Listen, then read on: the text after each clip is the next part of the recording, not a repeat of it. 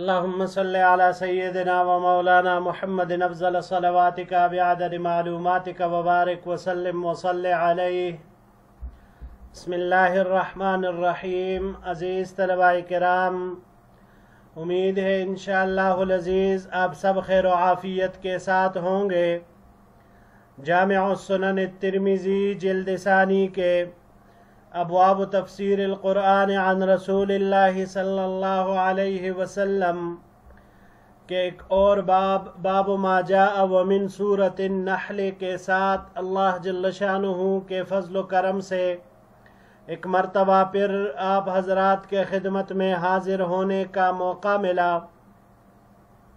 بحمد اللہ تعالی. عزیز طلباء کرام، آج ہمارا سبق نمبر 381 ہے، تو بڑھتے ہیں اپنے سبق کی طرف.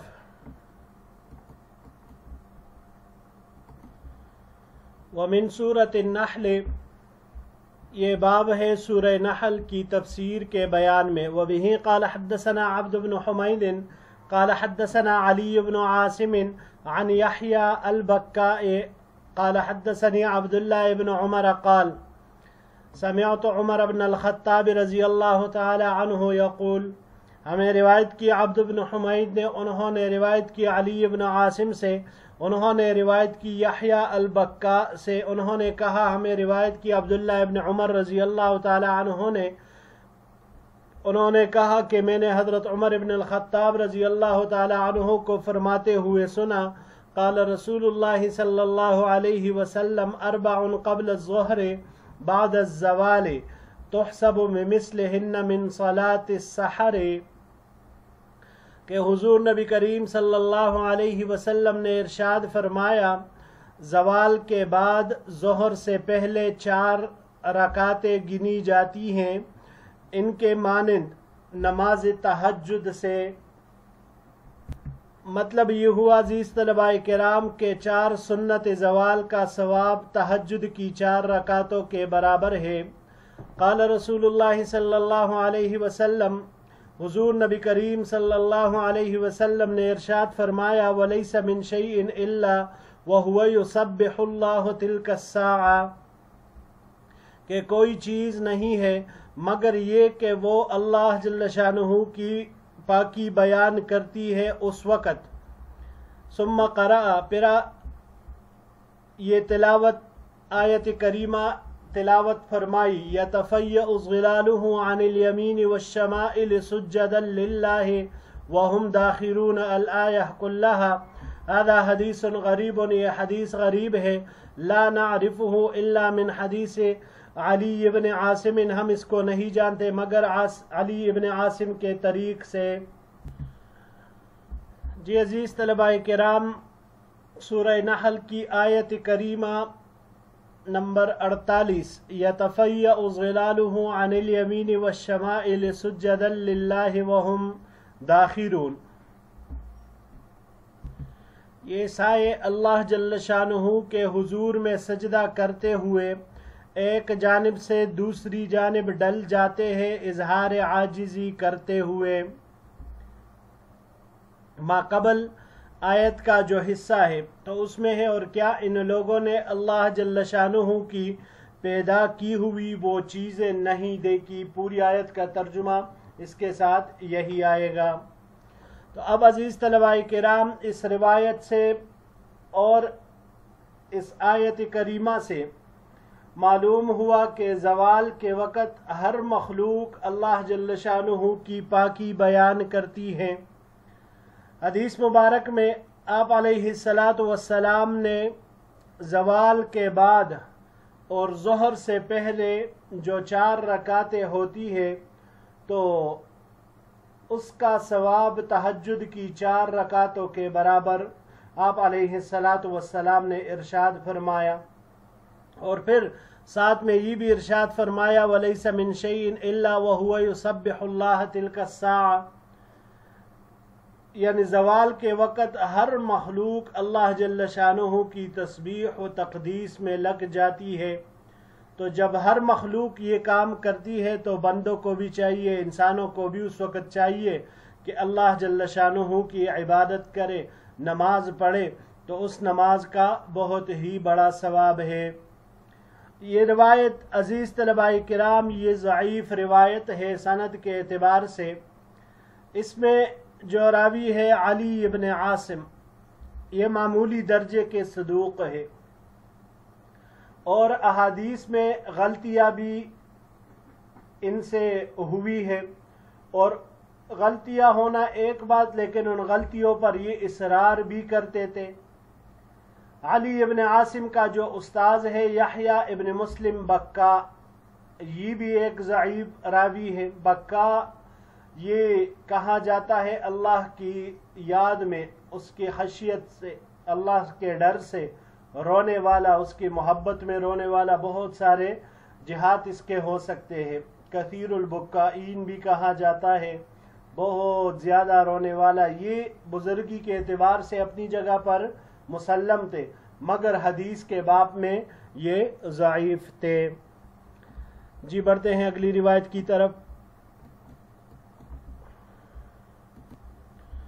وبه قال حدثنا ابو عمار الحسين بن حريث قال حدثنا الفضل بن موسى عن عيسى بن عبيد عن الربيع بن انس عن ابي العالية قال حدثني ابي بن كعب قال، ہمیں روایت کی ابو عمار الحسین ابن حریث نے، انہوں نے روایت کی فضل ابن موسیٰ سے، انہوں نے روایت کی عیسیٰ ابن عبید سے، انہوں نے ربیع ابن انس سے، انہوں نے ابو العالیہ سے۔ ابو العالیہ نے کہا کہ مجھے ابی بن کعب رضی اللہ تعالیٰ عنہ نے روایت کی، لما کان یوم احد اصیب من الانصار 64 رجلا ومن المہاجرین 6،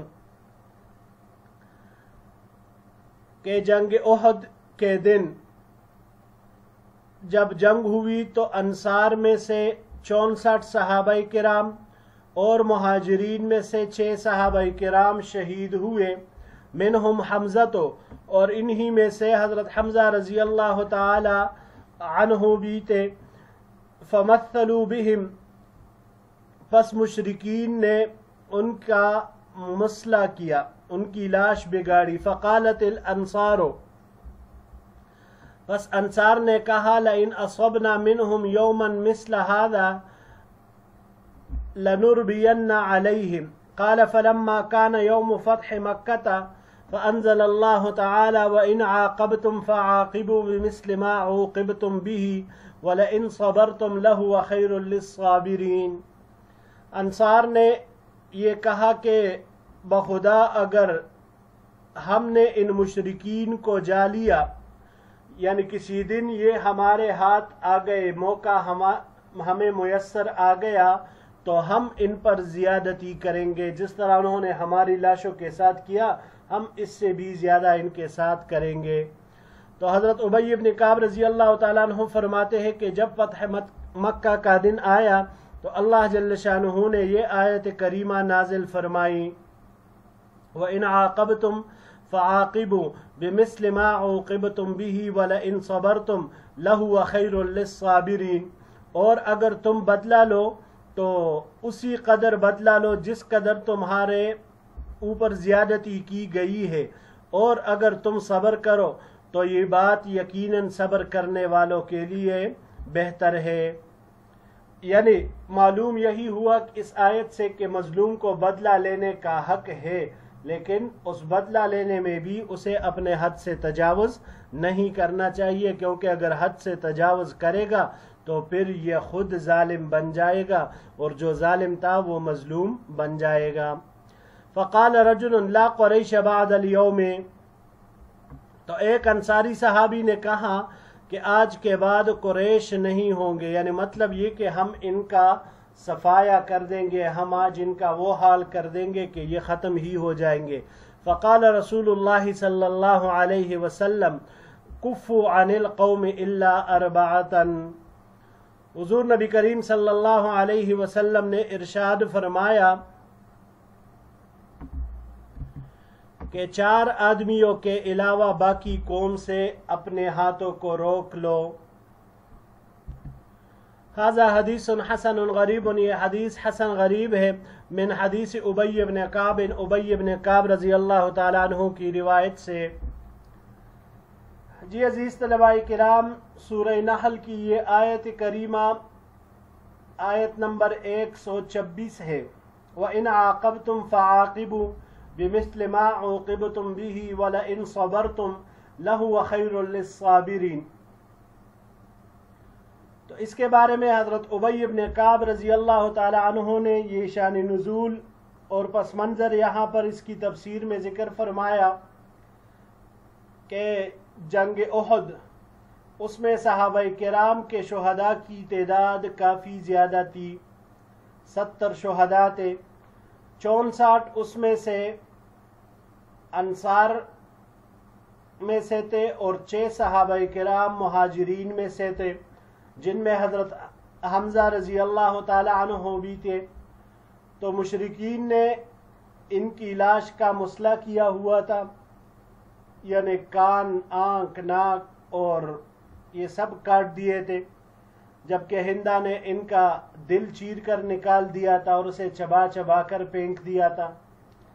تو اتنی زیادتی دیکھنے کے بعد انصار نے اپنے لاشوں کے ساتھ بے حرمتی دیکھ کر انہوں نے یہ کہا کہ اگر اللہ نے ہم کو ان کفار کے اوپر قدرت دی تو ہم ان مشرکین کا وہ حال کریں گے، یعنی ہم اس سے مزید بڑھیں گے۔